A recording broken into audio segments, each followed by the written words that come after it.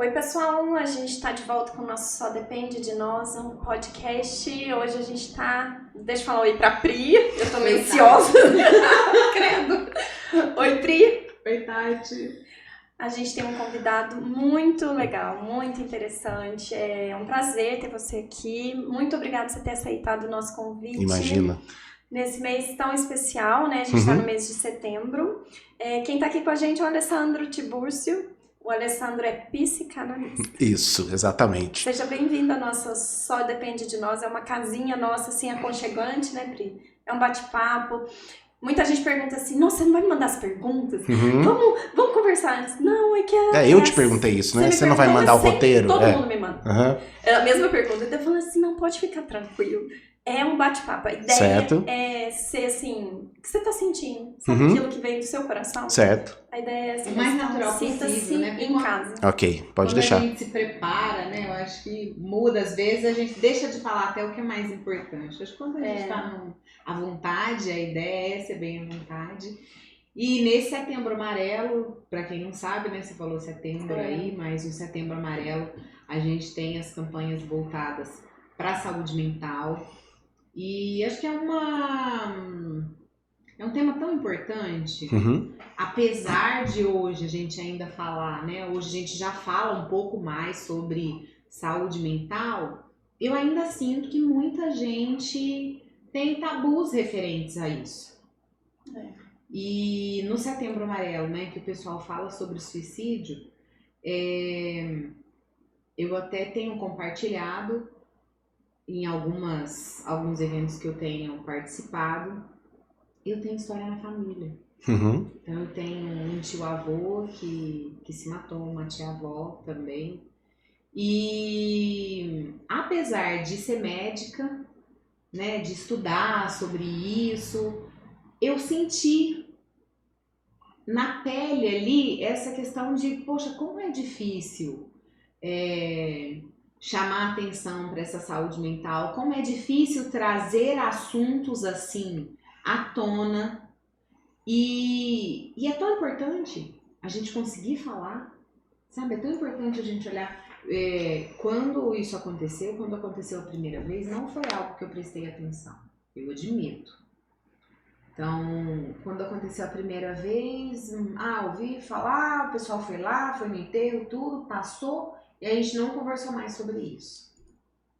Quando aconteceu a segunda, eu falo que as coisas elas acontecem na nossa vida, quando elas acontecem a segunda vez, você não aprendeu da primeira. E aí você precisa olhar com mais carinho para aquilo não ficar se repetindo eternamente. O ciclo se repete. Não é? E aí, quando aconteceu a segunda, eu falei, peraí, deixa eu olhar para isso. E aí eu fui estudar. E alguns dados eu tenho compartilhado, eu falo, gente, quando você tem uma pessoa que suicida na família, a chance de terem outras é muito grande. Ou seja, se tem uma história familiar muito próxima aí a você, para um pouquinho. Do mesmo jeito que quando tem uma pessoa que infartou. Quando tem uma pessoa que infarta, todo mundo no dia seguinte está lá na porta do cardiologista, não é? Faz exame, fica desesperado. Querendo mudar os hábitos, se cuidar. Quando alguém suicida na família, o negócio vai para debaixo do tapete. Eu falo assim, de ver todo mundo para a porta. E eu acho que é muito comum até as pessoas esconderem. Tem casos próximos lá da minha família que as pessoas esconderam, não podia falar. Daí inventaram causa-morte. Sim, acidente, foi alguma coisa. Principalmente se é fora da cidade. Isso.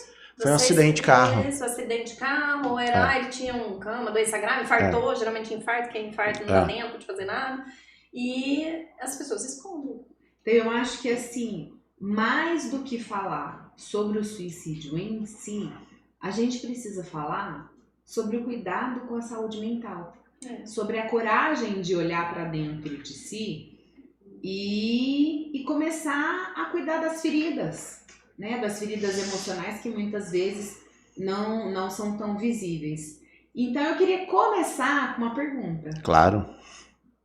O que te levou ao caminho da psicanálise? A minha quase ida daqui para outro lugar. Foi isso. Um dos caminhos foi esse. Eu tentei suicídio por 2 vezes. Entrei numa depressão muito foda e eu não conformava. Quer dizer, no processo da depressão você não pensa em nada, né? Você só pensa realmente em ir embora. Mas quando passou, eu falei, eu preciso entender por que eu fui sorteado para isso e não você, não a Aurélio. Por quê? Por que eu fui sorteado com isso? Eu preciso entender isso, eu preciso saber por que isso aconteceu comigo, caramba. E o que me deixava muito inconformado com isso era que hoje eu tenho 45 anos, desde os meus 19 eu dava palestra para jovens. Então, dentro de retiros, dentro de TLCs, então eu estava sempre envolvido, eu nunca deixei Deus. E de uma maneira muito equivocada, eu sempre fiz a grande bobagem, hoje eu arrependo demais por ter feito isso, porque por várias vezes dentro da minha palestra sempre era em cima da passagem do filho pródigo. Onde eu contava a minha história com meu pai, que não foi uma história muito bacana, enfim. Então, o meu relato era em cima disso. E por várias vezes eu falei na palestra, falei, quem tá aqui com depressão, tal, é falta de Deus, isso, tem que rezar mais. Falei, puta que pariu, Então hoje eu sei que não é. Porque a depressão bateu na minha porta. E a última coisa que aconteceu comigo foi ter soltado a mão de Deus. Então hoje eu vejo que não tem nada a ver, mas hoje depois de estudar, e eu arrependo tanto de ter falado isso por quase aí 20 anos, aí, de uma maneira equivocada. Quanta gente será que escutou eu falando isso? Poxa vida, eu preciso ir lá rezar mais. E ainda se sente ocupado. Ainda se senti ocupado da maneira como eu falei, de uma maneira onde eu apontava o dedo, eu não tinha isso em mim. Julgando, exatamente. Então, esse é o principal motivo. E o depressivo, né? A pessoa que tem a depressão, ela é julgada, né? Muito. É aquele assim, você não sai da cama porque muito. Você não quer. Exatamente. Não é? Você tá aí numa preguiça, vai trabalhar, seu vagabundo, não é? Assim? Mais ou menos isso. E aí a pessoa tá ali, ela não, simplesmente ela não consegue sair. Não, ela sabe que ela tá ali mal. Isso. Ela sabe. E o tipo de ajuda, eu falo isso nas minhas palestras. O tipo de ajuda que você tem, se você tem depressão, pô, Pri, vamos arrumar esse cabelo, tá meio bagunçado esse cabelo aí, vamos arrumar. Cara, eu sei que meu cabelo tá uma bagunça, você não precisa falar. Então você tá carimbando aquilo que eu já sei, né? Esse é o tipo de ajuda que a gente recebe. Vamos trocar essa roupa? Tá meio cheirando mal. Cara, eu sei que essa roupa tá cheirando mal, que eu tô parecendo um mendigo, eu sei disso. Só que eu não tenho força pra sair disso. Eu tenho essa condição. Vamos escovar esses dentes? Porra, eu sei que eu tô com mau hálito, cara. Só que é isso, a pessoa que tá com depressão... Aliás, quem não tem a depressão entende que você tá vivendo um período de preguiça, né? E não é isso, cara. Esse tipo de ajuda não ajuda em nada. A maneira como eu fazia. Pô, vai procurar Deus, vai rezar mais. Mais, cara. Já tava na igreja, então assim... Mas são tipos de ajuda que é sempre assim. É sempre apontando. A minha ajuda é sempre apontando o dedo pra Pri. Pri, vai arrumar esse cabelo, vamos trocar de roupa, vai tomar um banho, vamos pra academia. Que academia, são tipos de ajuda. Que academia, meu amigo? Exatamente, Mas são os tipos de ajuda e que eu falo hoje sempre que eu posso. Seja nas sessões de terapia ou nas palestras. As pessoas falam isso na melhor das boas intenções. Elas não sabem. Não, que isso coloca a pessoa mais pra baixo ainda. Ela tá certificando o quão merda eu tô ali naquela situação ali, né? Então, é isso. Mais ou menos. Né? Me fala uma coisa. Por exemplo, uma das questões que eu tenho eu falo, a gente não acorda de um dia pro outro. Da depressão, você fala? Não, a gente não acorda em depressão. Sim, sim. Existe um caminho para que isso aconteça. Eu olho muito para a questão da prevenção. Eu acredito muito nisso. Que como todas as doenças, não todas, né? Aquelas que são muito agudas, mas a maioria das doenças crônicas, elas vão começar pequenininhas e vão piorando ao longo do tempo. Quanto mais a gente descuida e não olha para aquilo, vai piorando se não tratar. Então, e é muito mais fácil a gente tratar no começo do que tratar um quadro avançado. Quando a gente pensa em depressão, a gente sabe, tem quadro leve, moderado e grave, né? O que você acha? Você que já esteve do outro lado, né? Porque assim, uma coisa a gente estuda, lê, enfim, mas outra coisa é sentir na pele. Certo. Então, você que sentiu na pele, o que você acha que pode ajudar a pessoa, de repente, a se reconhecer nesse caminho, sabe? A perceber, a falar, poxa, preciso procurar uma ajuda em saúde mental nesse momento. Antes de piorar muito, entendeu? Certo. Porque às vezes ela não percebe, né? Ela nem tá percebendo. Eu não percebi. Então. Eu não percebia. Então, mas não percebe porque eu acho assim, não percebe, será que não é por falta de informação? Sim, não tenha dúvida. Eu acho que um ponto que é muito, não vou dizer que é 100% certo de que isso vai ser um diagnóstico de depressão, não isso, mas que ajuda bastante é a questão tristeza. A tristeza é bom pra gente? É ótimo. É ótimo sentir tristeza, né? Você só vai arrumar uma pessoa melhor pra você se você levar um pé na bunda, não é isso? Então você tá naquele momento de tristeza, você começa a repensar o que aconteceu comigo, o que eu fiz de errado e tal. É isso. A gente numa zona de conforto, a gente não tenta melhorar. Tá tudo bem pra mim, pra que eu vou tentar melhorar? Não é isso?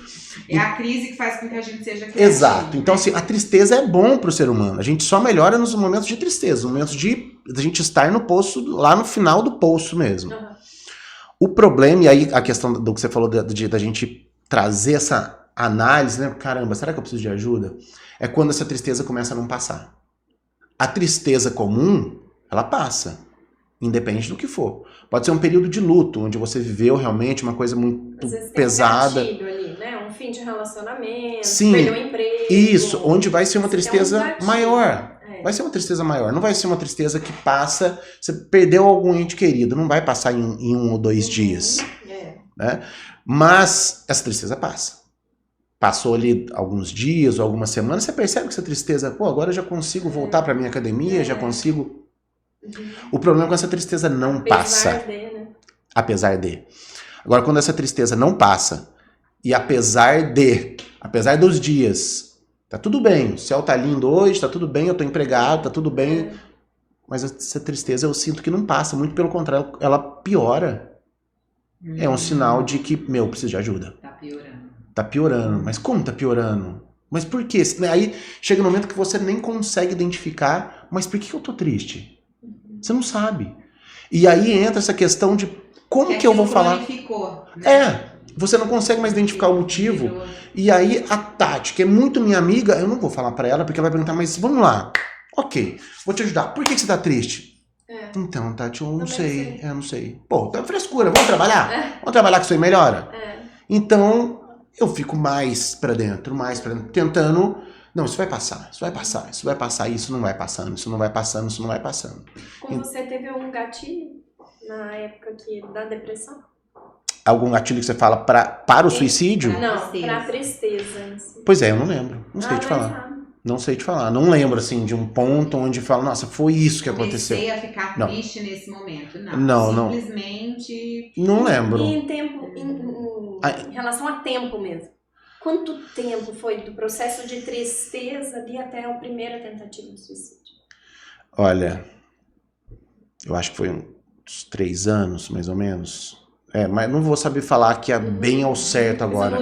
Não vou lembrar o ponto de gatilhos, mas foi mais ou menos 3 anos. Mais ou menos aí, O que você ia perguntar, Pri? Eu ia te perguntar uma coisa, porque quando eu tive esses eventos na família, eles tiveram sucesso, né? As 2 pessoas conseguiram, né? Sucesso não.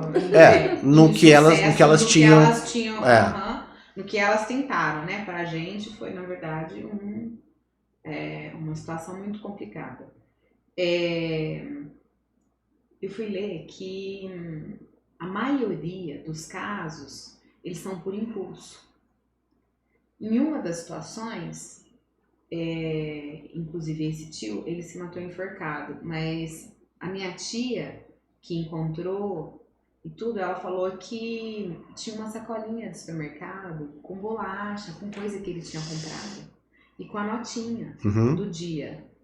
Então, assim, ele passou no supermercado, ele comprou, ele tinha um plano de comer pro dia. Tinha um plano pro dia ali, né? Dia ou pros próximos dias.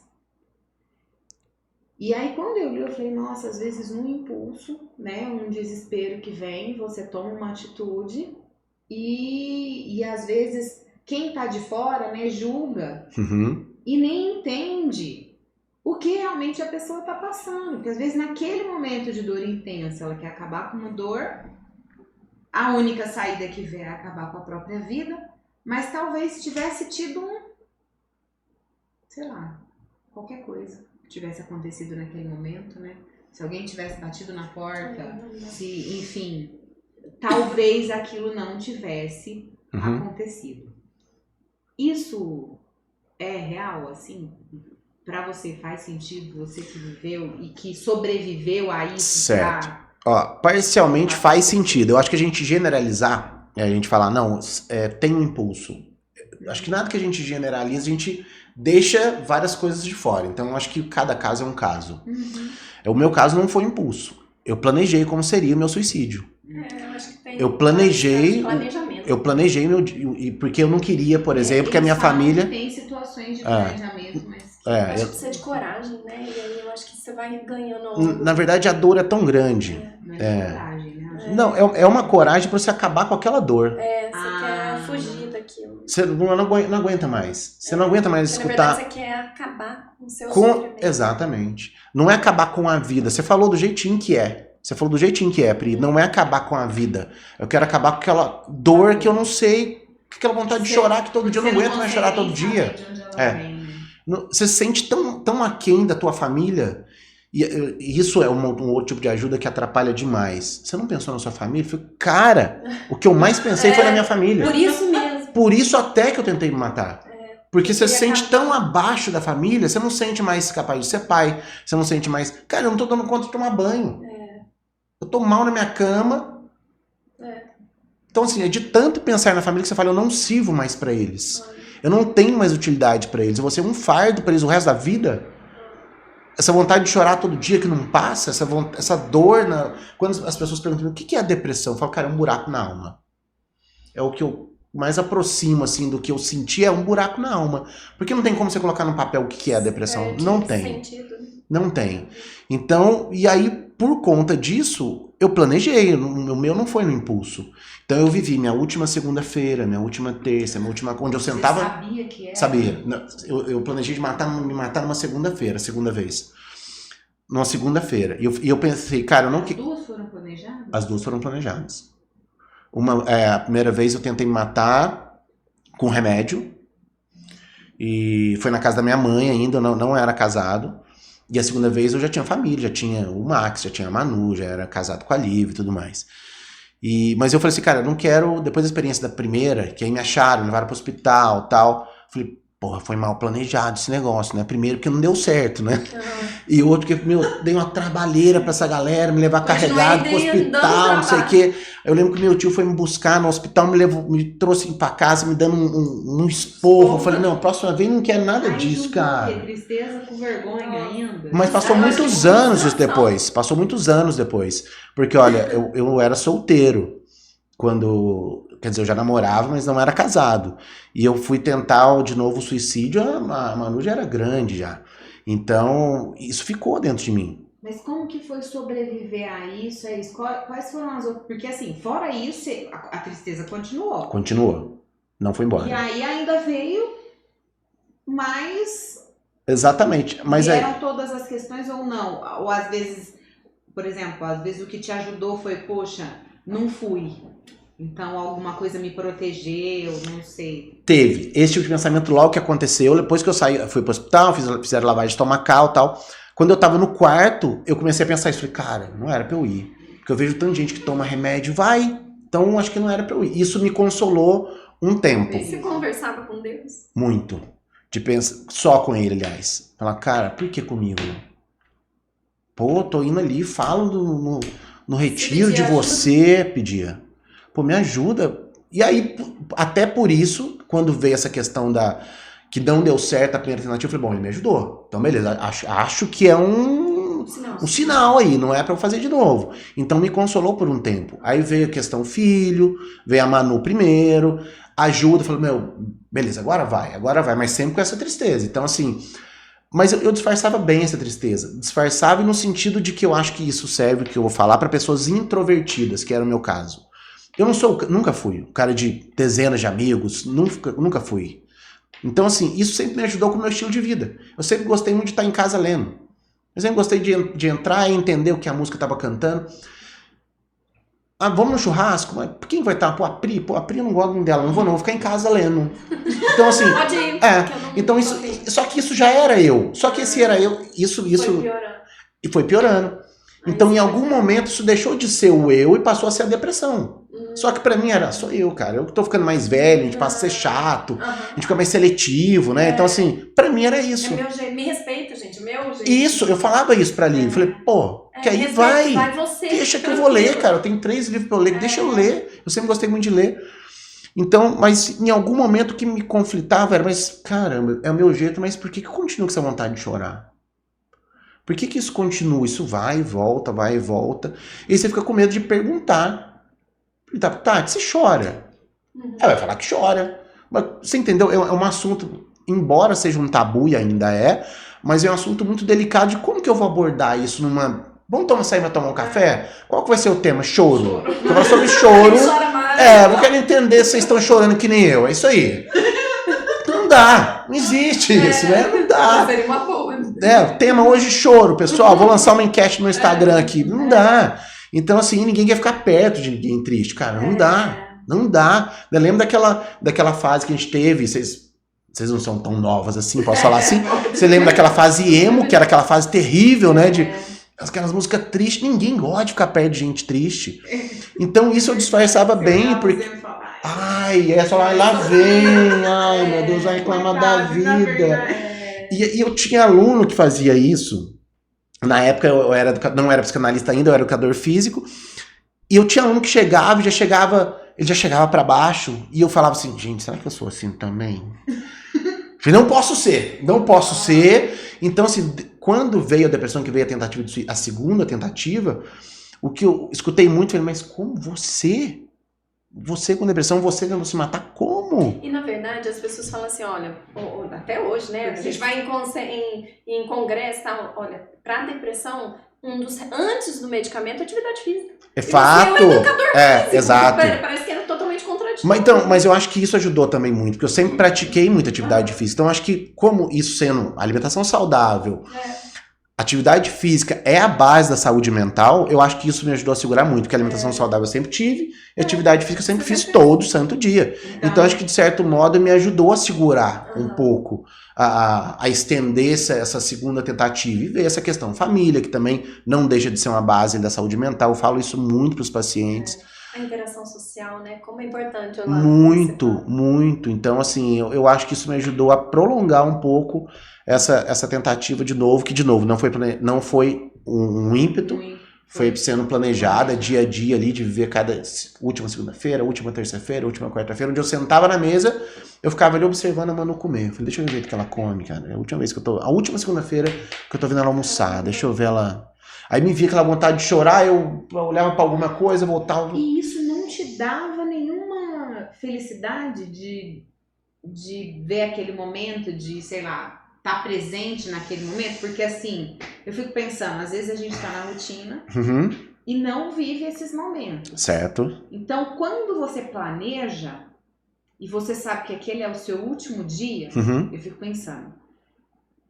Porque, por exemplo, é uma outra situação, né? Não é um suicídio, mas enfim, quando eu fico imaginando a gente que recebe pacientes, às vezes, que sabem que estão em fim de vida. Certo. Eu percebo que tem gente que consegue fazer isso, com que aquele dia vale a pena. Certo. Existe isso ou não? Aquilo te dava ainda mais tristeza. As duas coisas. Porque eu olhava a Manu, olhava o Max, ele comendo, o jeitinho que ele tava rindo ali pra mim. Isso me dava na parte de felicidade. Falava, beleza, tô indo embora, mas tô deixando 2 seres humanos aqui bem, cara, eles estão bem com a vida. A parte da felicidade. A parte de tristeza. Eu não consigo mais esse suporte pra eles. Não dá. Isso tá se arrastando há tanto tempo dentro de mim, isso não dá mais. Então é na parte de tristeza. Infelizmente eu tô indo embora. Era isso. Então, assim, era muito antagônico. E aí, por isso, até vinha essa maçã na garganta. Era algo incontrolável, esses pensamentos. Não, é incontrolável. Você não consegue bloquear. Não. Que é aquela coisa, quando vier um pensamento, você joga ele de lado. Isso é lindo em livros de autoajuda. Joga ele de lado e faz o que com ele? Faz o que? Não, isso é lindo em livros de autoajuda, mas na prática isso não funciona. Pra mim não funcionava, e eu vejo durante as sessões ele também que isso não funciona. Porque na maioria das vezes o paciente me liga, ou ele me manda mensagem, Ali, pode falar comigo agora, tá difícil aqui. Então, Se fosse fácil, se não, vamos tirar isso daqui. Olha, vamos pensar na cor azul, a gente na cachoeira. Não é assim que funciona, cara. Não, infelizmente. Pode, de novo, para a maioria dos casos, sem generalizar. Pode ser que alguém consiga fazer isso. Estágio, né? Ou depende do estágio. Eu acho que depende do estágio. Exatamente. Você com autocontrole.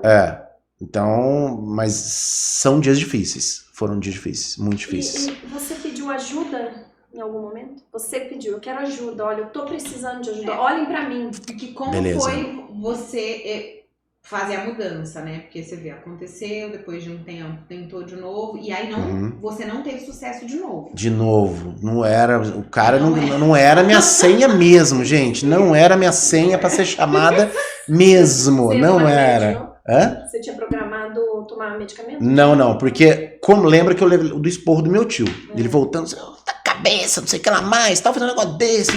Eu falei, pô, não dá.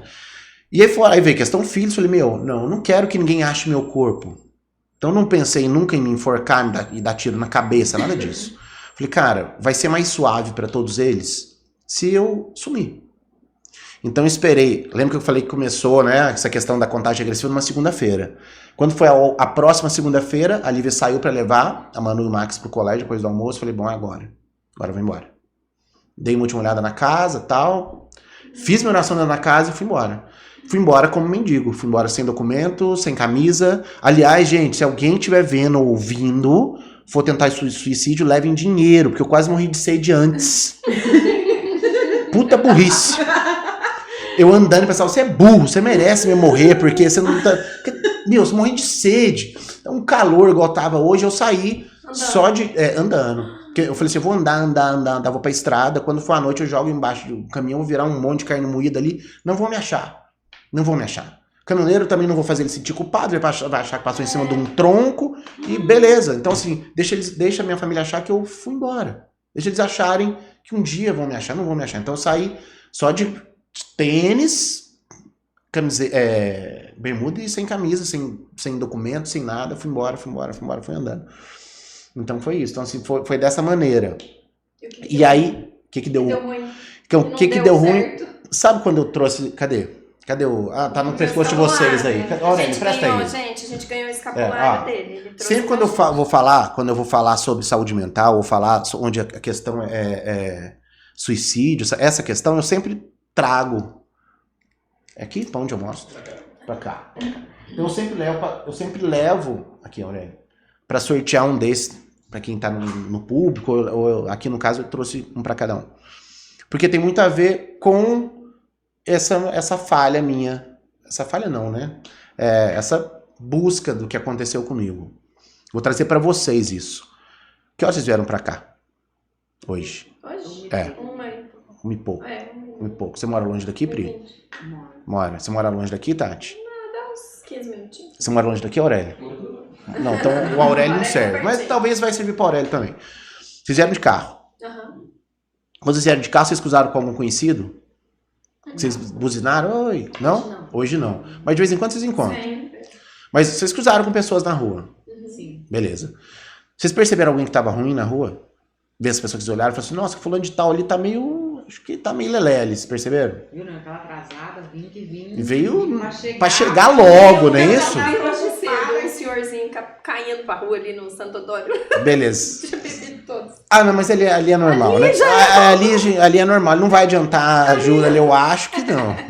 Mas beleza, porque eu tô trazendo, congela nisso que eu falei pra vocês. Então, eu saí pra estrada e fui embora, fui sentido Poços de Caldas. Então, a gente tinha passado com o Gonhal, alguém passou por mim de carro na estrada. Então, eu perguntei pra vocês na cidade. Alguém passou por mim na estrada, a 80, 100 quilômetros ali. Até hoje eu não sei quem é essa pessoa. Veja bem, eu não tô falando que tem nada de sobrenatural. Também não tô falando que é. Que é o que não é. Fica a critério de quem tá assistindo aí.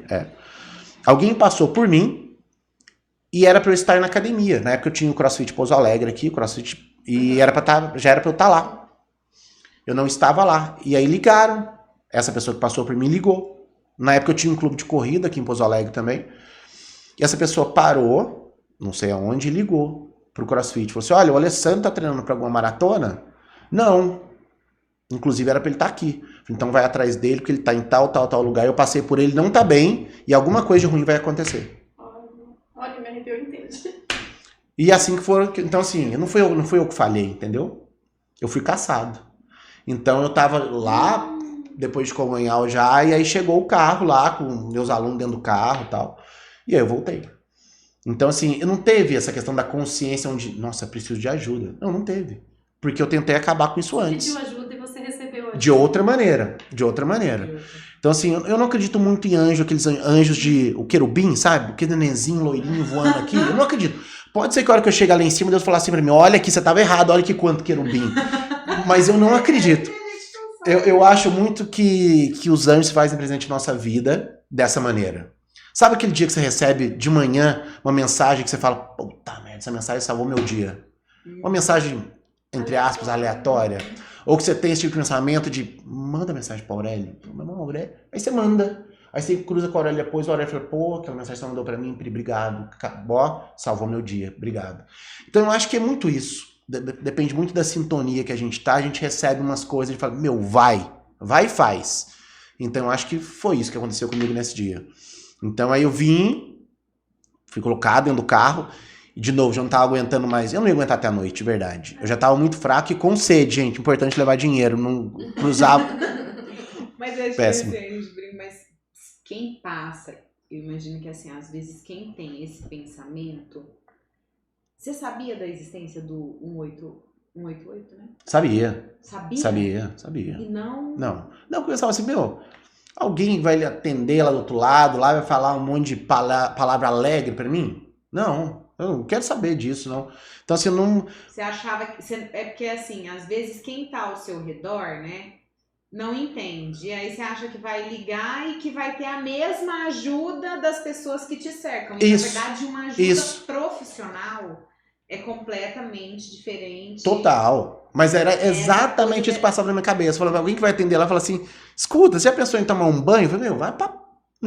já. Não é isso não vai é isso. acontecer, né? Então, é importante as pessoas se darem conta, olha, nesse momento de desespero, é uma ajuda profissional. E aí você vai receber uma orientação, lógico, né? Que você vai ter que seguir depois isso. Gente, quantos... Você sabe que eu já andei, né? A gente anda na estrada. Quantos que eu já não vi andando por aí?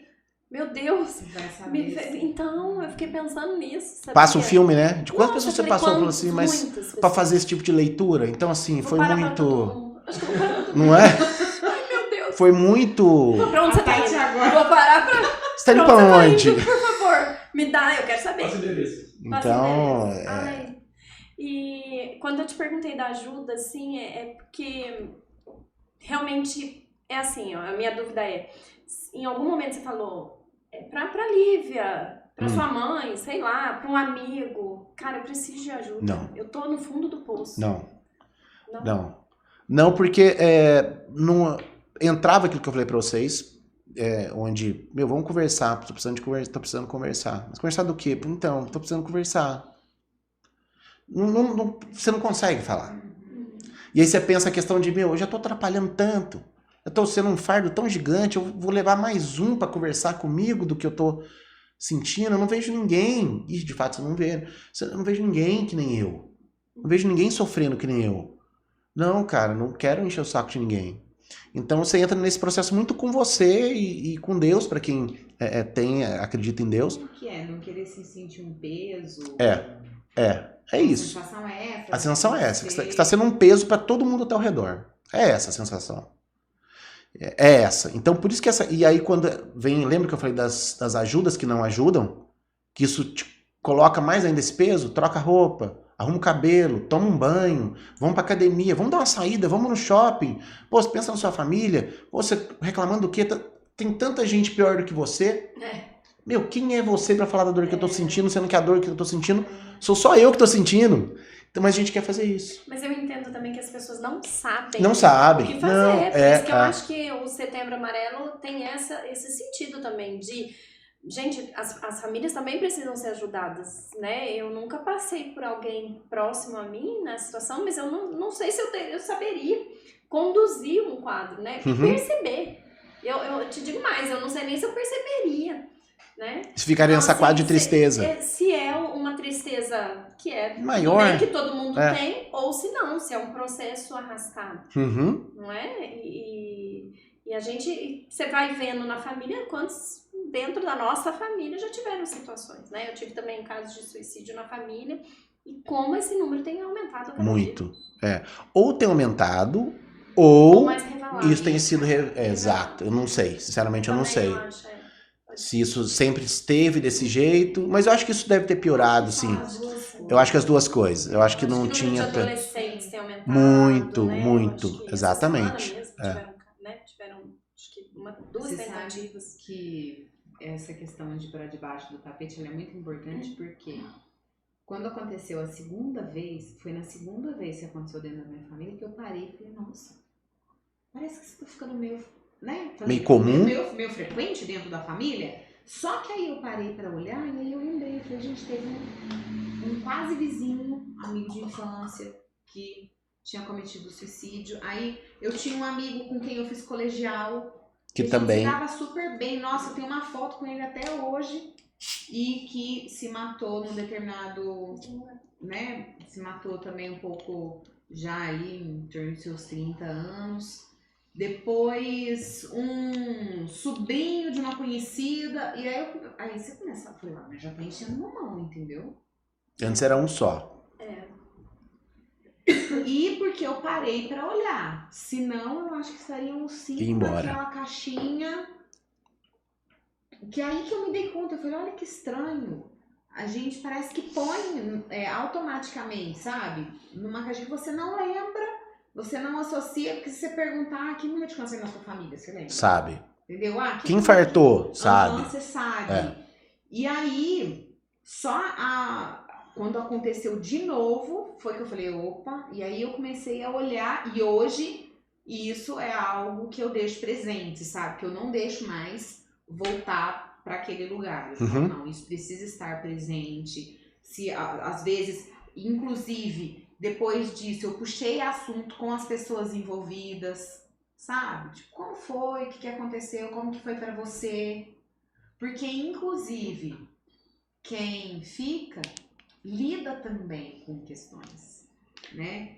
E aí eu acho que é onde, se uma pessoa faz, às vezes você tem outros dentro da família, porque talvez isso desperte gatilhos em outros. Imagina você ficar com aquela situação de não poder falar, de não ter com quem compartilhar sobre a história, não ter alguém para ouvir, né? A questão da escuta. Eu acho que a família muitas vezes fica até com um sentimento assim, onde foi que eu falei? Por que eu não vi? Não é? Não. E a minha mãe, esse tio, ele se matou, foi nas festas de final de ano. E a minha mãe conversou com ele no Natal. E aí ela falou assim, nossa, ele me contou que tava com câncer de próstata, Priscila. Será que eu não podia ter ajudado?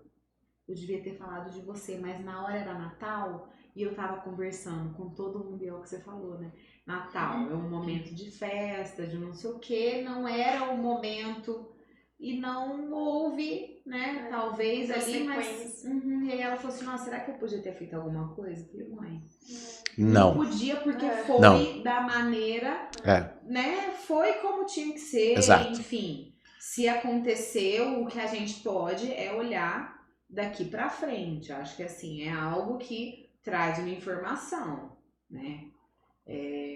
Como que você vê isso? Você olha pra trás, passando por esses momentos todos. Eu acho que a psicanálise pra você já foi um momento assim de, puxa, olha onde que eu cheguei, né? Fui estudar a psicanálise hoje, pra entender. Você entender esse processo e ajudar outras pessoas. Isso. Eu acho que é isso. Se você quiser até falar sobre o que é a psicanálise hoje pra você nesse sentido, é assim? A psicanálise, na verdade, o Aurélio tá aqui, foi o Wanderson, que trabalha junto com o Aurélio, que me incentivou a ir pra psicanálise. Um dia eu fui fazer o PNL, e aí numa conversa informal com o Wanderson, porque quando passou a depressão... O que é o PNL? O PNL é explica, Aurélio, explica você. O PNL é um curso de programação... Vai explicar melhor do que eu. E o Wanderson é treinado e capacitado para dar esses cursos, tanto o curso de programação linguística, quanto ele é formado agora em psicólogo e está se especializando na área. Ah, e o Certo? Wanderson é daqui de Pouso Alegre? Eu já conhecia. Eu já Não conheci conheço. o Wanderson desde a época do quartel. Ele serviu o quartel comigo. E um dia ele cruzou comigo aquelas coisas de cruzar, que não é um Que cruzar. não é cruzar. Ele falou, vamos fazer um painel. Eu falei, bom, vamos lá. Eu acabei indo, né? Fui fazer o curso e tal. E aí lá dentro acabei conversando com o Wanderson de uma maneira informal, onde eu contei um pouco isso. Porque quando passou o período da depressão, eu falei, cara, o que eu posso fazer com isso? Mas e aí, você tratou? Tratei. Vamos voltar ao período da estrada. Me caçaram lá da estrada e Isso. tal, me levaram lá pro Vitor Hugo. Vitor- Direto pra lá. Fui no mesmo psiquiatra. Fui no mesmo dia à noite, fiquei lá quase 3 horas com ele lá, tal, não sei o que. Aí ali caiu a ficha. Porque ele faz uma série de perguntas, aí ele virou a tela pra mim e falou assim, ó, é o seguinte, ó, você tem depressão. Ou a gente cuida disso agora, ou a tua vida acabou. Você tava sozinha ou tava com a família? Não, na sala eu tava sozinho. Sozinho com o Vitor Hugo. Aí ele falou, cara, preciso fazer alguma coisa disso, então vamos. Aí a primeira coisa, e um outro tabu que eu acho que é muito Até importante. Então você nunca tinha tratado? Não. Nunca tinha tomado nenhum medicamento? Não, nenhum. Você não tinha identificado como É, problema? exatamente, Você não tinha. Um grande tabu disso foi quando o Vitor Hugo falou, eu falei, beleza, vamos tomar então. Primeira coisa que veio na cabeça, Vitor Hugo, eu já li várias coisas a respeito desse medicamento de depressão que deixa a gente broxa. Eu vou ficar broxa? Olha, mas é importante. Se eu vou ficar broxa, eu prefiro me matar. Eu fico mais um tempo com depressão aí, dando o que eu alguém tenho. com depressão pensando no libido. Mas é que entra a parte masculina. Olha, que interessante. Então, assim, e aí o Vitor Hugo morreu de rir. Eu falei, você tá rindo, eu tô falando sério. Tipo, acabou de estar, eu tava deixando minha morte, agora eu vou cuidar. Importante você Olha, falar isso. algo tão vívido. Porque às Eu tô vezes deixando morte, imagina, mas é algo tão vívido. Não é? Eu vou, mas eu tô... se você não pergunta, imagina se ele vai lá, te passa o remédio. Eu não ia você tomar. fica com isso, não toma. Eu não ia tomar. Já que é pra eu ficar aqui. Aí você ele. vai deixar Exato, foi mais ou menos isso. Já que é pra eu quero ficar direito. Não quero ficar com nada funcionando de ququalquer jeito. Foi isso, você tá rindo primeiro, foi isso. E aí o Vitor Hugo falou assim: não, Ale, aí ele riu e falou assim: isso existia nos medicamentos de antigamente, isso realmente existia. Os medicamentos mais modernos não existe mais isso, pode tomar tranquilo, eu tô te assegurando. Falou, olha, beleza, então tá, vamos tomar. Então teve esse processo que aí realmente começou o processo. Então, beleza. E você não ficou broxa. Não fiquei broxa. Não fiquei broxa. Então, minha esposa depois comenta aí. Mas, de fato, isso realmente me incomodou muito. Quando eu vou tomar medicamento, eu falei, caramba, e agora? Então, Mas tinha Houve mesmo. algum preconceito interno seu, assim, de aceitar o diagnóstico? muito, porque eu acho que, bom, eu com 45 anos até, sei lá, 20 anos atrás, que nem é muito, quem é psiquiatra era o quê? Louco. Louco. Que cara, Pinel, coitada lá, né? Vai morrer sozinho. Morrer sozinho, não é isso? Era isso. Então, quantas eu ouvi dentro da família isso, né? Nossa, gente, vocês estão sabendo, fulano de tal tá indo psiquiatra. Ou seja, tá louco, não chega perto dele que ele vai te matar, ele vai morder a tua cara, ele tá completamente louco. Então, lógico que existia um tabu. Né? Vai fazer igual o cara do Silêncio Inocentes lá, né? O cara tá louco.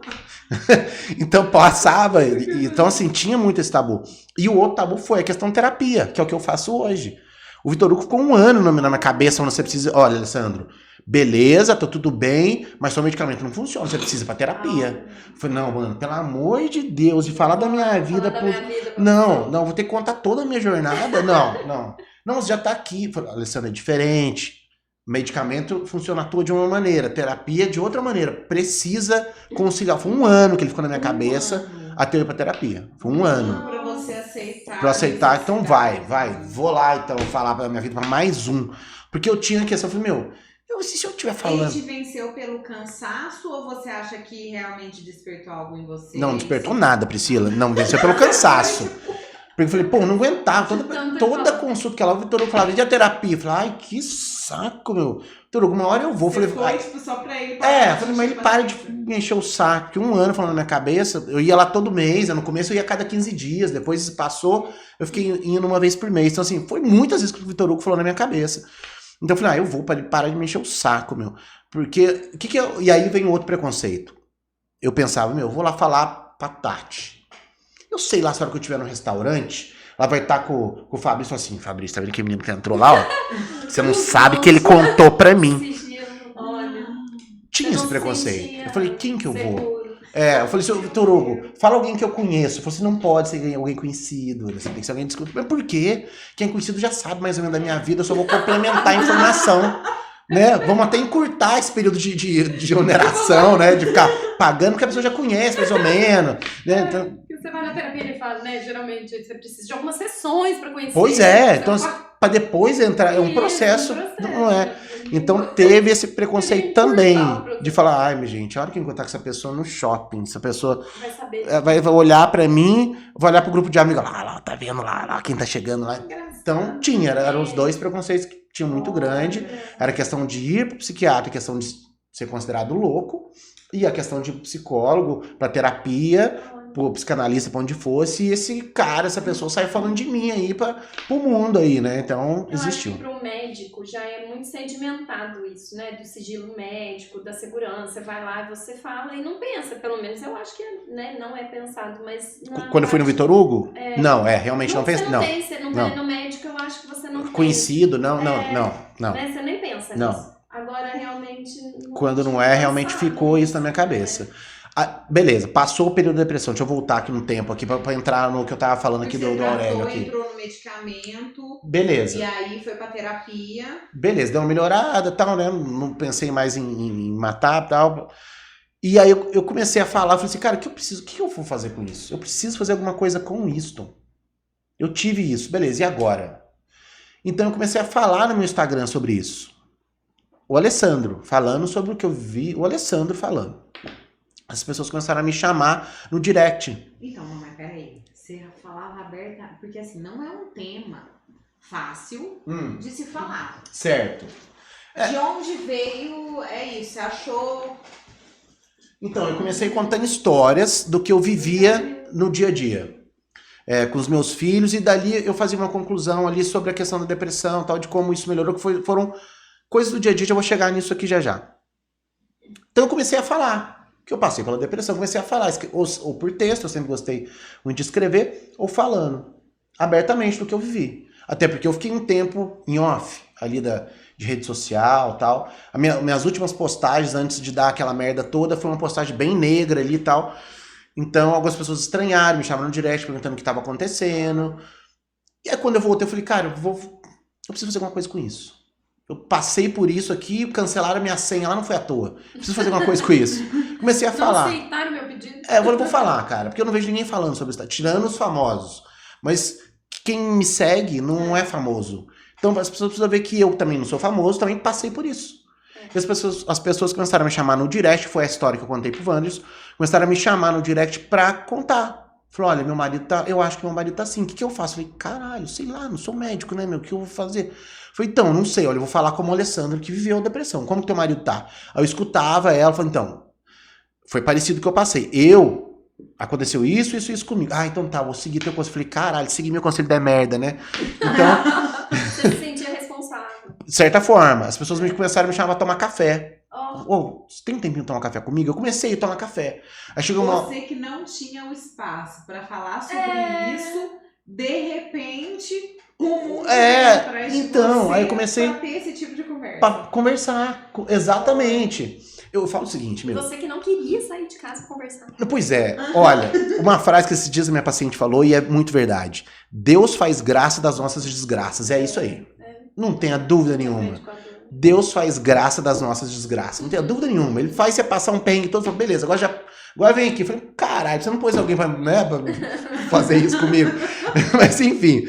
E eu comecei a tomar os cafés com o povo. A Lívia que barrou o meu café falou, não, chega desse café. Comecei a tomar café com um monte de mulher que não sei nem quem que é. E outra, você não tá ganhando nada com isso. Não, aqui, ó, vamos parar com isso. Não, parou o seu de café. Foi isso que ela falou. Como que você adivinhou? Parou com essa palhaçada aí. Onde você tava à tarde? Tava tomando café com quem? Com a Maria. Quem é Maria? Quem é Maria? Eu falei, não sei, me chamou no direct. Chamou no direct? Você tá de sacanagem comigo? Não, mas era pra ajudar o marido dela. Ah, sei, conhece a historinha de que é pra ajudar o marido dela, sei. Então, e aí veio essas histórias que eu contei pro Wanderson. Aí quando eu contei, o Wanderson falou, você precisa ir pra psicanálise. Eu falei, não, psicanálise, como assim? Sou educador físico. É sério, você não vai pra psicanálise, você vai ajudar pessoas com isso. Isso que você está fazendo já é uma sessão de psicanálise, sem saber. Vai estudar isso, vai para você entender como funciona, como... Eu falei, não, então beleza. E aí o Wanderson falou assim, vai, porque inclusive você fazendo o curso, você vai se entender. Eu falei, opa. Então me chamou mais atenção por isso, e o Wanderson me presenteou com o curso de psicanálise. Ele me deu esse curso de psicanálise. E aí eu falei, então, vou fazer porque eu vou me entender. Quando esse povo me chamar no direct, eu vou saber o que aconteceu comigo e vou saber falar. Então os atendimentos acabaram vindo de uma maneira... entendeu? Mas foi... E você somou conhecimento? Porque, assim, a psicanálise a gente tá falando de saúde mental. E Certo. a atividade física a gente tá falando de saúde É. mental. Aham. E as duas... Se não tem casam como você assim, separar, né? Aham. E aí, teve esse intercâmbio aí de conhecimento? Teve, até no começo eu comecei, bom, então tá, já que é pra atender, então eu vou pro lado de atendimento pra emagrecimento, porque tem um lado de comer emoção e tudo mais, né? Falei, eu vou pro lado de emagrecimento, então. Foi a ideia inicial, já quando começou a parte de atendimento. Mas aí, como eu já falava de depressão, as pessoas começaram a me procurar pra isso, pra depressão, né? Pra atender depressão. Então, hoje, na minha anamnese inicial já tem. Você pratica atividade física? Não, então tem que começar já amanhã. Nutricionista? Não? Tem que começar. Então tá aqui as indicações, tem que começar. Então, Você já trabalha com uma equipe multi, então. É. já faço as indicações já. Todos os pacientes seguem? Não, mas tá tudo bem porque eu lembro de mim. O Vitor com 1 ano no meu pé, né? Pra eu ir no... Então, tem que ter paciência. Você é o chato, Exato. né? Eu sou o Vitor Hugo você é o agora, Vitor entendeu? Hugo agora. Mas eu acho que é importante a gente falar isso, porque às vezes, até os profissionais, né, tem essa mania de achar que você vai falar uma vez e o paciente vai te ouvir. Não vai. Não vai. E não, é isso, gente. Tem que Tem que persistir. insistir. É saúde física, mental, emocional, financeira, tudo que você identificou lá que precisa melhorar.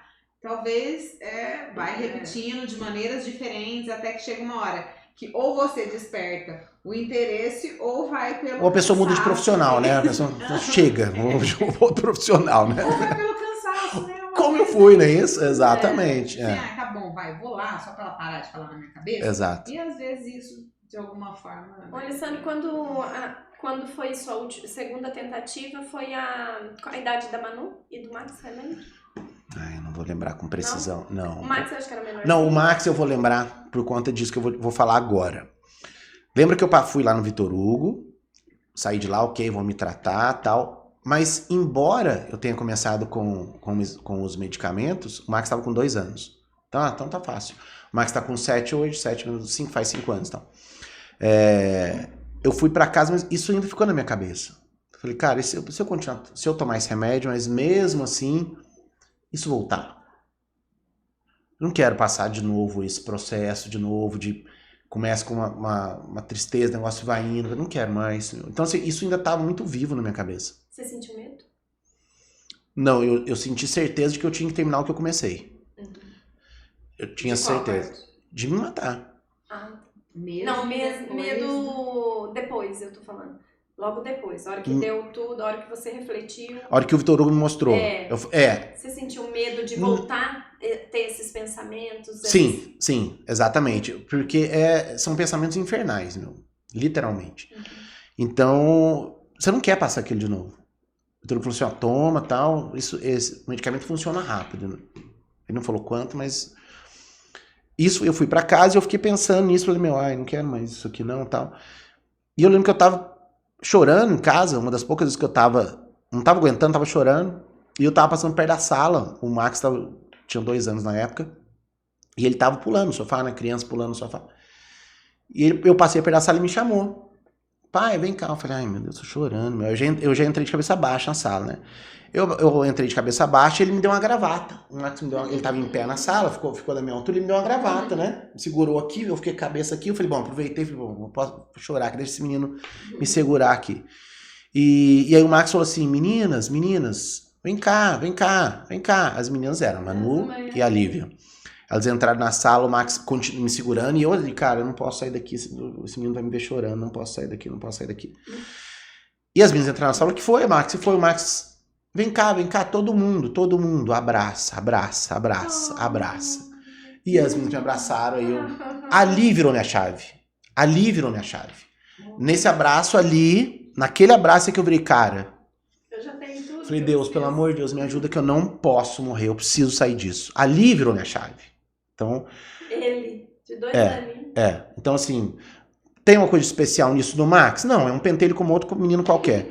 Mas aberto a receber, talvez. e certamente alguém falou assim, olha, meu, cata aquele viado ali porque ele vai fazer merda de novo. Pega o teu pai ali. Não tenha dúvida. Alguém soprou alguma coisa pra ele, de alguma maneira, né? Então, trazendo aquela questão das ajudas que não ajudam, a ajuda que ajuda é um abraço. É o se importar, é o mostrar que se importa. É você falar pra pessoa que a vida dela vale a pena. Pronto, você não apontou o dedo de maneira alguma e a minha chave virou naquele momento. Então não foi com medicamento, não foi... Lógico, já estava no processo de tomar o medicamento. Não tiro o mérito do medicamento. Mas a minha virada mesmo, onde eu realmente pedi ajuda, eu falei, me tira disso aqui. Eu não posso deixar isso aqui. Foi o abraço e sentir o calor humano. Então, isso, eu acho que isso serve para qualquer transtorno mental. E as crianças percebem. O Max era bem pequenininho, a Manu percebia alguma coisa? Ela tinha uma percepção, ela te falava sobre Pra isso? mim, não. Depois que passou um tempo, que a Lívia me contou, que ela falava num período que eu achava que tava disfarçando bem, que ela falava, nossa, mãe, meu pai tá estranho, ele não conversa, ele tá meio triste, o que tá acontecendo? Sente o sofá. A criança, às vezes a criança tem uma percepção... Mais apurada, digamos, Então, Porque talvez ela não tá a criança tá aberta a perceber, né? O ambiente, ela, né? Inclusive tá sofrendo todas as influências do ambiente, né? Então acho que ela capta tudo, a antena dela tá mais eu acho. limpa do que a nossa, né? A nossa já tá, às vezes, direcionada para alguma coisa, na correria do dia a dia. Às vezes a gente não tem tanto essa atenção para as pessoas que nos cercam. Sim. E conta do livro. Então, Isso, eu ia perguntar, o livro, quando passou... Mostra aí, pessoal. Como Ser Pai Me Salvou da Morte e da Depressão. Isso. A sua cura e salvação estão dentro da sua própria casa. Exatamente. Que foi o que aconteceu comigo na virada de chave ali comigo, foi exatamente isso. E quando passou, que eu falei nesse período, beleza, então acho que agora passou essa virada de chave e tal, eu comecei tanto a recapitular de histórias que eu tinha vivido com eles, quanto com os meus filhos. Histórias que mostram ali muito a presença de Deus no relacionamento. Você pegou histórias antigas ou que vieram depois? As duas coisas. As duas coisas. Porque lembra, a minha depressão é de longa data, né? Então, histórias onde eu fui lembrando de ocorrido, mas isso no período realmente de reflexão, né? Depois que passou esse período de depressão, o que eu vou fazer com isso? Eu comecei a pensar sobre essas coisas. Eu falei, eu vou começar a escrever. Além de falar no Instagram. E eu comecei... E aí eu comecei a escrever e colocar no Facebook as histórias. E eu comecei a ter os mesmos feedbacks que eu tinha lá no Instagram, de maneira diferente no Facebook. E eu falei, ué, gente, então as histórias eu acho que dá pra fechar isso, dá pra compilar isso e fazer um livro disso. Dá pra, porque se eu falasse realmente da depressão, você cria um manual de morte, né? Você fala, você pensa, né? Como fazer, leva... Não é isso? Leva dinheiro pra estrada, pessoal. Você cria um manual de morte. Mas quando você traz histórias que tem a ver realmente com o que você passou, mas que não necessariamente está falando diretamente da depressão, você mostra para as pessoas o que eu falo hoje para os meus pacientes. Quando vem ele da depressão, boa parte a coisa está dentro de casa. Mano. A coisa está tudo torta dentro de casa. Tá tudo errado dentro de casa. Hoje a questão disso aqui, questão da tela, isso aqui afastou muitas pessoas. A gente esquece de falar quanto que o outro é importante pra gente, né? Exato, o que eu senti. O que eu senti ali com o Max. O que eu senti. Teve, né? É o que a gente às vezes deixa de falar pro outro. Exatamente. Eu vou falar de uma pessoa que ele não gosta que eu fale dele, mas eu vou falar mesmo assim, eu tenho que falar. A primeira, ele detesta que eu fale dele, mas eu vou falar, é o Fabian. Fabian. O doutor Fabian. Fabian é meu vizinho, ele mora em frente à minha casa. E quando, no dia mesmo do ocorrido, eu tava lá em casa, antes de eu ir pro Vitor Hugo. Não sei como, que chegou até nele a história, que eu tinha tentado me matar. E eu tava lá em casa sozinho nessa hora, a Lívia tinha saído pra buscar o remédio, não lembro. Sei que eu tava sozinho. E eu não atendo porta, gente.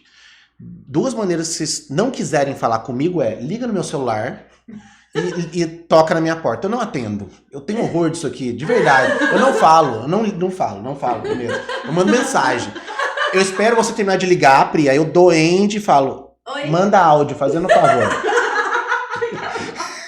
Eu detesto falar no telefone, de verdade.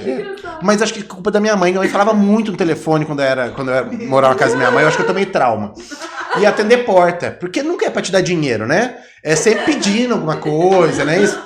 Então, assim, eu não atendo. Mas, enfim, vou voltar aqui, que a história não é essa. E eu tava lá em casa, tava mal, tocou o interfone. Ah, vou atender. Era o Fabiano. Abriu o portão, o Fabiano falou assim pra mim: fiquei sabendo o que aconteceu com você ali. Posso te dar um abraço? Pô, ali eu desmontei, né? Desmontei ele no abraço do Fabiano. O Fabiano falou assim: eu queria entrar. Posso entrar um pouquinho? 5 minutinhos, não vou te atrapalhar, não. Como você vai falar não pra um cara desse, né? Eu entrei, ele sentou, falou assim: eu queria rezar com você. Que oração que você gosta? Eu queria rezar com você. E rezou. Então, se foi a primeira pessoa que me abraçou, foi o Fabiano. Foi a primeira pessoa. Que até então, ele era amigo do meu primo, mas era um desconhecido pra mim ali, né? Oi, tudo bom, Fabiano? Bom, graças e tal. Era um desconhecido. Então, olha como que a ajuda é muito mais simples do que a gente imagina. Muito mais simples do que a gente imagina. A gente só precisa do abraço. A gente só precisa do abraço. A gente só precisa saber que a nossa vida não importa. A gente só precisa saber disso. Não foi curiosidade, porque eu acho que tem uma coisa dessa, aquela ajuda, que às vezes vem como ajuda, mas na verdade é curiosidade. Tem também? Muito. É o curioso. Muito. Né? Mas dá pra perceber. Eu falo muito. eu ouço muito esse tipo de reclamação dentro do consultório. Muito. Enche o saco. As pessoas não querem Enche o saco. contar porque é uma curiosidade, entendeu? Você vê Mas que dá pra saber. Dá pra saber. Sabe o RH quando vai te mandar embora? Que fala assim: Priscila, você é uma ótima funcionária, você faz tudo de bom e tal. Mas, estamos cortando, né? Ou então o namorado fala assim: o problema não é você, sou eu. Não é isso? Não é você, sou eu o problema. Então você percebe muito isso quando começa a questão de: nossa, você é uma pessoa tão alegre e tal, sempre dei muita risada com você, mas me conta o que aconteceu. Então dá pra perceber. Eu tô dando um exemplo que eu lembro disso, mas dá pra você perceber. Dá pra você perceber. E outra, foram ali 3 anos, eu não vou lembrar agora o tempo que foi de tratamento ali. Pouquíssimas pessoas fizeram como o Fabiano fez. De ir lá em casa. Ir lá me dar um abraço. Então, assim, de acolher sem... o acolhimento, pouquíssimo. Então, assim, a partir dali, ali mesmo já faz a peneirada, já faz a seleção natural ali. Que beleza. Vem julgamento, né? Mas, Mas gente, é o acolhimento. Aí eu trago até uma questão que, assim, às vezes a gente já fala: nossa, mas as pessoas, quem pode ouvir, fala: ai, tá vendo? As pessoas são assim. E falam: não generalizem, né? Perfeito. E vamos olhar para nós como sociedade, né? Em que momento o acolhimento realmente tem espaço? A gente está ensinando as pessoas, as próximas gerações a acolherem? Porque a gente vem, tipo, se a nossa geração não foi acolhida, no anterior foi menos ainda. Perfeito. E no anterior menos ainda. Então, assim, se a gente está ouvindo, se a gente tem aqui um exemplo vivo, né? Você está falando pra gente, você está deixando muito claro. Você já falou a palavra acolhimento, sei lá, muitas vezes. Exato. Tipo, qual é a dúvida de que a gente precisa disso? E é isso, você precisa entrar numa depressão pra ser acolhido? Não. Né? Então, acho que é meio que um combustível do dia a dia. Não é? Exatamente. Nossa, começar a desenvolver isso, né? É engraçado quando você faz... Olha que coisa mais besta. Quando você faz essa dinâmica de abraçar dentro das empresas, no final da palestra eu sempre coloco isso. Dinâmica do abraço. Baixa a luz lá, tal, vamos abraçar. A galera chora. Chora. Mas não é porque eu falei. É porque ele tá abraçando de verdade ali. É por isso. Então você vê o quanto que isso tá faltando no dia a dia da pessoa, em casa.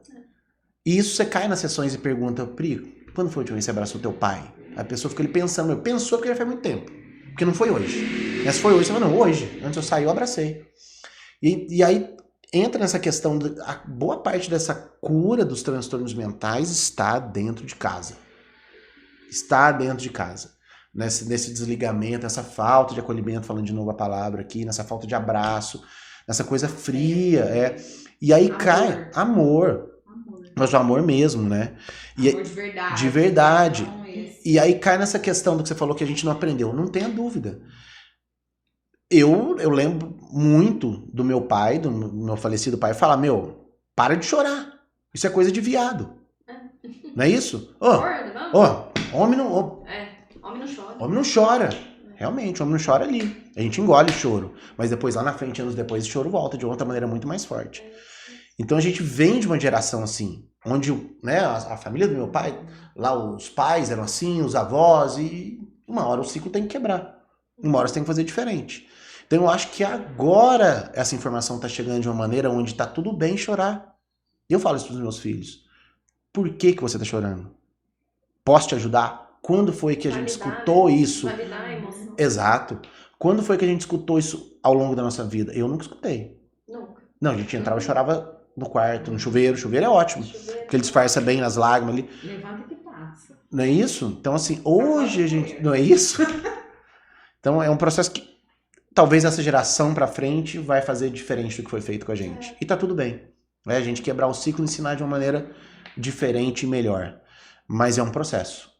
E o um Alessandro processo. agora, daqui pra frente, qual que é o propósito de vida? Olhando pra trás, num pra trás tão recente. Num pra trás muito recente. Um pra trás muito recente. Vou usar a frase de novo aqui, que Deus faz graça das nossas desgraças.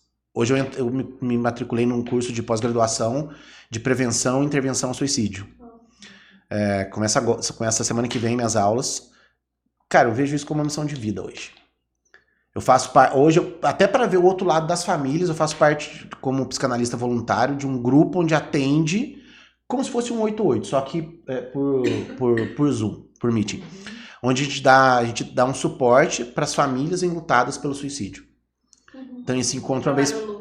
Trabalho luto, exatamente. Tem esse encontro uma vez por mês. E um luto tão importante, né? Cara, e aí eu vendo ali as famílias que entram ali pra poder falar, tu fala, puta que pariu, era pra minha esposa, pros meus filhos estarem ali. Então, assim, começou com esse processo do grupo voluntário, e hoje eu vejo isso, como missão de vida isso. De falar mais abertamente, trazendo um pouquinho de humor, porque é uma coisa mais pesada, assim, de falar, mas trazendo humor para mostrar que, cara, não é que todo mundo tá sujeito a acontecer. Até falando uma coisa que você falou, Pri, você falou que começou a olhar mais a sua família, quando aconteceu uma, 2 vezes.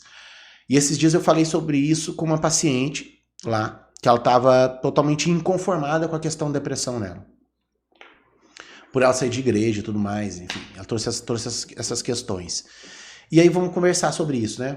O fulano de tal, vamos conversar. Me conta aí, como que era o seu pai? Como que era o seu avô? E aí o pai tinha depressão, o avô tinha depressão. Então, se tem isso na sua família, é como diabetes, é como doença cardíaca. Presentinho tá ali pronto pra você abrir. Presentinho de grego. Mas tá ali pronto pra você abrir. Quer dizer que você vai ter? Não. Né? O meu pai morreu infartado, o meu avô também. É de verdade isso. Quer dizer que eu vou morrer infartado? Não. Depende dos caminhos que eu escolhi ao longo da minha vida. Não é isso? Se eu escolher os caminhos parecidos com os deles, certamente eu vou ter o mesmo fim que eles. A depressão é a mesma coisa. Se já teve ali uma questão de depressão, suicídio ali, já tá no DNA. O presentinho tá pronto para ser aberto aí. Então cuidado com os caminhos que você toma, Pri. Tô falando sério agora, porque você falou da sua família, né? Então cuidado, não é o gatilho que foi ali. Isso já tá ali. É um presentinho de alguém ali pra vocês ali. Eu sou quase neurótica com isso. Eu falo assim, a gente tem que aprender com os erros dos outros. Certo. E o melhor lugar pra você aprender é dentro da família. Então, eu falo que a minha árvore genealógica ela é terrível. Né? Então eu tinha alcoólatra, diabético, câncer de sono, Alzheimer, você tem doenças variadas. Tem um self-service grande então, ali, né? Eu posso escolher, entendeu? Exatamente. Então eu penso assim, você sabe que uma das coisas interessantes do meu avô alcoólatra, uma vez eu perguntei pra ele, eu falei, vô, por que você bebia? Ele falou assim, eu gostava da pessoa que eu era bêbado. Uhum. E eu olhei assim, eu falei assim, nossa, mas ele podia ser a pessoa que ele quisesse. Né? Ele não precisava da bebida, porque ele precisou da bebida. E aí, foi aí que eu parei de beber. No momento que eu perguntei, eu falei assim, eu precisava entender por que ele era alcoólatra. E aí eu falei, nossa, quando eu bebi, eu adorava. Porque assim, ficava nossa, eu bêbada, eu falo pelos cotovelos, amo todo mundo, abraço todo mundo. Aí eu falei, então eu sempre ligo os sinais de alerta, entendeu? Uhum. Alguém, eu tive igual a essa situação do suicídio. Quando eu vi, eu falei assim, opa, tem lá, tô em risco, eu tô em risco, meu pai tem risco. Exato. A minha filha pode estar em risco Isso. por estar nessa então, linha. Eu acho assim, alguém tem que bloquear esse caminho. Entendeu? Quando você tem um histórico familiar negativo, em algum momento alguém precisa bloquear esse caminho. Vai seguir no outro caminho. E existem coisas positivas. Eu olhava lá e falava, poxa, meu avô era alcoólatra, mas ele era super sonhador. Uhum. Entendeu? Ele tinha uma coisa assim, muito fantasiosa da vida. E eu falava assim, eu tenho isso também. Então assim, poxa, colocar os sonhos em prática. Encontrar uma maneira de realizar os sonhos e não só sonhar. Então assim, leva para sua vida, quando você olha para sua história genealógica, quando você olha para sua família, sempre, sempre, sempre vão ter coisas boas e vão ter coisas ruins. Exato. E você vai ter uma escolha nesse caminho. Que escolha que você vai fazer? Seja inteligente, ou seja, se nós somos seres humanos e somos seres inteligentes, tá na hora da gente encarar essa história e escolher levar aquilo que tem de bom, fazer o melhor daqueles bons ingredientes que você tem ali. Uhum.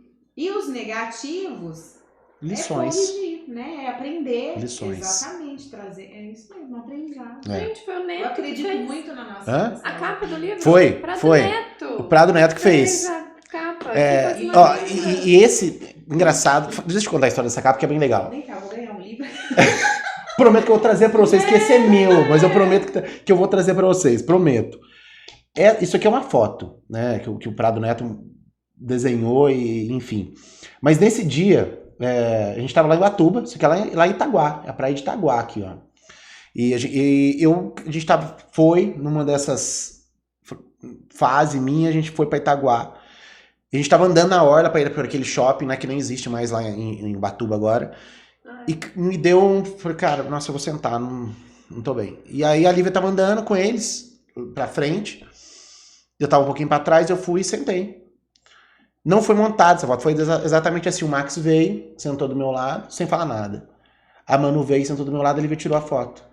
E aí virou a capa do livro, que depois eu iria escrever o livro, virou a capa que o Prado Neto fez, perfeito, você olha aí, mas existe essa foto exatamente. Não foi proposital. Não foi proposital. Não, pro livro não, né? No momento ali, eles vieram, ficaram do meu lado sem falar nada, ele tirou a foto. Fui mostrar depois.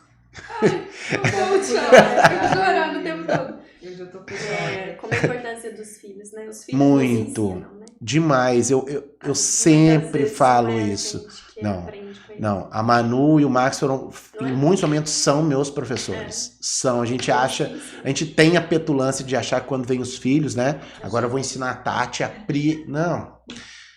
Eles ensinam muito a gente, muito, né? Nessa sintonia que eles têm mais aberto com tudo, no jeito de cada um, Na né? pureza. Na pureza, eles são muito.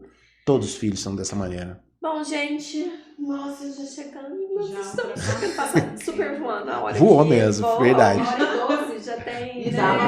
Dava pra ir a tarde inteira, viu? Alessandra, eu queria te agradecer imensamente. Imagina. Acho que dá pra você voltar umas par de vezes. Volto sempre quando vocês quiserem. Sempre quando vocês quiserem. A gente divide, faz como o Jack Stripador, divide por partes.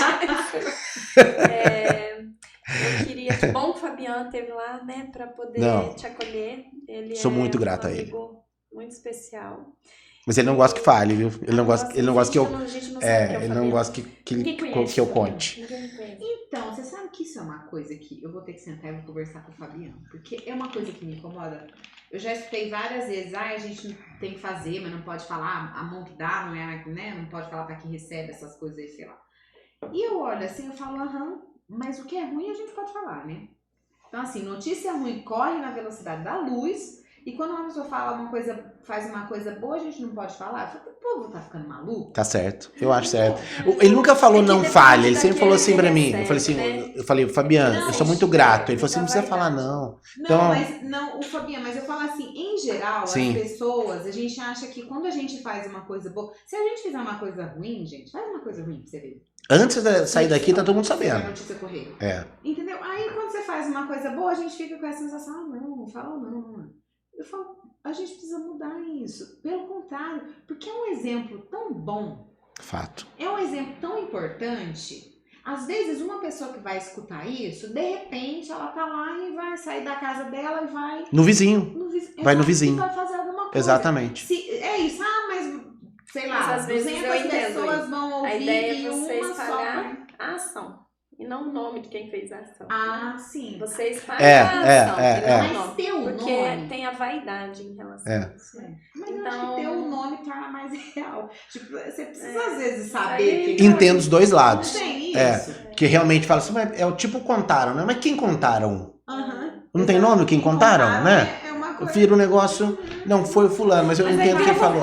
Porque Eu muitas entendi. vezes você quer saber, você não foca na ação, você foca na pessoa, né? Então é isso. Mas eu acho que tem gente que faz por vaidade, mas é aquilo que você falou, sabe? O curioso. Você sabe quando é Saca, pra... dá pra perceber. Entendeu? Você sabe quando é pra... E você sabe... A gente pode chamar o Fabiano pra vir falar sobre este assunto. Poderia. Não é? Poderia. A gente chama de pronto, ele vai ouvir esse podcast. A gente já chama ele. Primeiro ele vai me xingar. Não tem problema.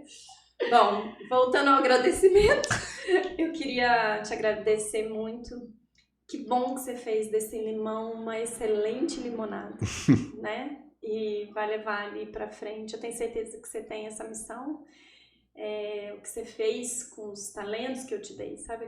Sim. Os dons que eu te dei. Então agora sim, você tá, né, encontrando a sua caminhada com seus filhos, com a sua esposa, com a sua família, Amém. em primeiro lugar, que é a nossa prioridade. Exato. E dali para tantas outras famílias, que eu tenho certeza que você vai mudar o caminho. Eu já aprendi um tanto aqui que você não tem ideia. Então eu só tenho que te agradecer. Obrigada Imagina. mesmo. Eu fiquei aqui muito quieta, porque eu chorava mais do que eu falava. Então, o problema desse podcast é que eu só choro, entendeu? Eu fico aqui muda, chorando, assim, tem que fazer meu lencinho.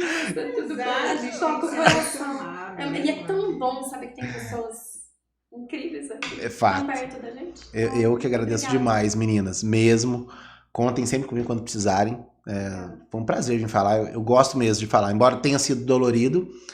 Aliás, eu falo isso. Você consegue contar a sua história, alguma história que te machuca, Tati? Uma história que te machuca, Priscila? Se você consegue colocar humor naquilo, é porque aquilo já não te machuca tanto. Né? Aquela viagem de Ubatuba, que foi terrível, que choveu, você brigou com todo mundo, o Uber roubou tua carteira, sabe? Foi um caos. Você chega, como é que foi? Não fala pra mim, não pergunta pra mim da viagem de Ubatuba. Daqui 10 anos a viagem de Ubatuba passa a ser a melhor do planeta.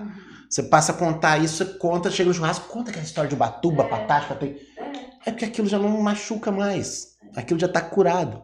E assim são nossas histórias. Quando a gente consegue colocar comédia em cima daquilo que já machucou a gente, é porque tá curado. Então eu acho que tá curado mesmo, cara. Acho que é isso. Então coloquem comédia na vida de vocês, gente, que nas histórias, que é um sinal de que tá curado. E abracem as pessoas, por favor. Eu que agradeço, viu, mesmo. Eu te agradeço pela coragem. Eu acho que é muita coragem. Não só a coragem, a criatividade, né? A curiosidade de se reinventar, né? De encontrar uma maneira diferente de ver as coisas, porque isso é um dom, é um talento, e conseguir fazer com que outras pessoas também sejam capazes disso, né? Porque eu falo que quando a gente tem um dom, quando a gente tem um talento e aquilo é fácil pra gente, às vezes isso não é tão fácil para outras pessoas, né? Fácil não, lógico, você teve todo o seu caminho, Sim, mas sim. assim, você Entendi. teve um sucesso muito grande, você conseguiu várias sacadas em vários momentos, você falou, eu perguntei, você questionou, você teve a coragem de questionar, de falar assim, peraí, eu tenho que fazer alguma coisa com isso. Uhum. Eu não quero morrer com isso, vou ver. E aí o caminho foi se organizando, Isso. né, para que as coisas acontecessem, mas lá atrás você teve a coragem de perguntar, de enfrentar aquela dor, de ser capaz de transformar. Porque eu acho que a maior palavra disso é transformação, né? E não só transformar, mas filtrar, né? Você pegar aquela dor, filtrar e ainda conseguir tirar um caldo bom, né? Conseguir extrair um aprendizado da maior dor que você já teve. Uma dor tão grande que chegou quase a ser maior do que a vida. Fato. Né? Então, e hoje você é fonte de vida. É isso mesmo. E fonte de vida com humor, porque eu falo, a vida tem que ser boa. Exato. E aí quando você traz a questão do humor, eu falei, tá aí, né? Mais um ingrediente. Você trouxe vários ingredientes. Criatividade, curiosidade, humor. Então, assim, você trouxe uma salada. Uma salada de vida pra gente. E acho que é isso que eu espero que fique para os nossos ouvintes. Muito, muito, muito obrigada. Eu que agradeço. Mesmo de coração, meninas. Até a próxima. Até a próxima. Até a próxima. Ó, tem uma lembrancinha Ah, é verdade. do Amagai, porque assim, né, gente, saúde, a gente fala de saúde, falando de saúde mental, saúde física, ó, pra você levar. Muito obrigado, meninas. Desidratado. Eu Você já como. conhece? Eu como. É, já conhece? Ah, Ô, é uma lógico. delícia. Isso faz parte da minha dieta, né, Ai, gente? não, é Isso muito faz bom parte, isso tá vendo? Isso me salvou em vários bom. episódios, com certeza. É. Obrigado pelo presente, Luiz Obrigada. Levem com vocês. Espera que eu vou fazer um videozinho com vocês aqui. Pera aí. Estejam com vocês. Várias vezes eu quis ter um escapulário. Aí, ó, tá vendo? Vamos tirar uma foto? Tá vendo?